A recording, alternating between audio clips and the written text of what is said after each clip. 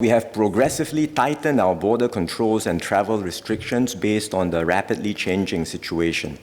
We started with restrictions, as members would recall, for travelers from China.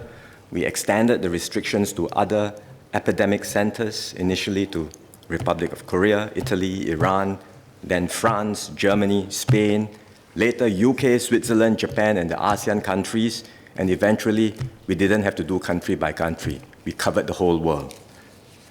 Earlier this week, we decided to disallow short-term visitors from entering or transiting in Singapore and to limit returning work pass holders to only those providing essential services like healthcare and transport.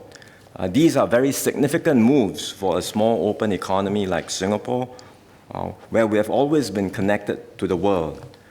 But these are extraordinary times. This is an unprecedented crisis, and we had to move decisively to keep our borders safe. Importantly, we want to focus our resources on the large number of returning Singaporeans coming back from overseas.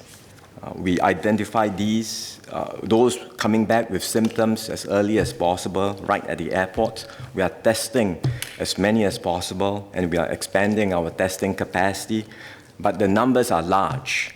Just from UK and US alone, we are getting about 1,200 Singaporeans coming back every day. We also know that we cannot rely on tests alone, because someone who tests negative at the point of entry may simply be incubating the virus and could develop symptoms over the following days. And that's why it's important to isolate these returnees and have all of them serve a 14-day stay-at-home requirement. They have to stay at their place of residence and avoid contact with others, even within the same household. We now have 38,000 residents on stay-home notices. That's a very large number. And the numbers will rise with the growing number of returnees. Many are understandably concerned about the risk of the stay-home notice returnees infecting their family members. And so we have just tightened the regime with additional precautions. We are focusing on the returnees from the US and UK given the higher risk, and we are now arranging for them to be transported from the airport directly to designated hotels to serve out the 14-day self-isolation period. These returnees have to stay in their rooms throughout. They cannot use any of the hotel facilities. No swimming pool, no gym. 14 days in the room, and we will put in place tight security arrangements to ensure this. And for those who have already returned and are presently still serving their SHN, their stay-home notices at homes, they too can apply to stay in these designated hotels if they so prefer. This is a huge operational and logistical undertaking given the volumes of people we are receiving every day. We are able to make use of the empty bed spaces in hotels, but we still need to ramp up manpower to enforce the self-isolation. And I want to acknowledge the hard work of all our public officials who did an excellent job in getting this ready within a very short period of time. And there's no telling how long this current wave of returnees and imported cases will last.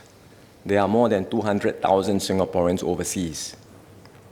With more lockdowns imposed in countries elsewhere, more may want to return here to Singapore, and we should welcome them.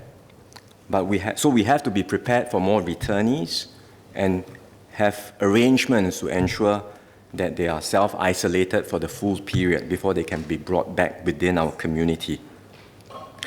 At the same time, we don't want Singaporeans to travel overseas at this time and to compound the problem.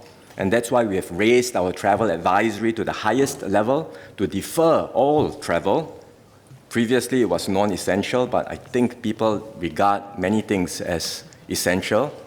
So we say now defer all travel. And those who choose to do so will have to pay full costs should they need treatment for COVID-19 when they return. And likewise, they will be subject to a 14-day self-isolation at a hotel, which they will also have to pay in full. Despite our best efforts, though, at controlling these flows at the borders, we do have to be prepared for more cases to emerge, especially given the large number of returnees.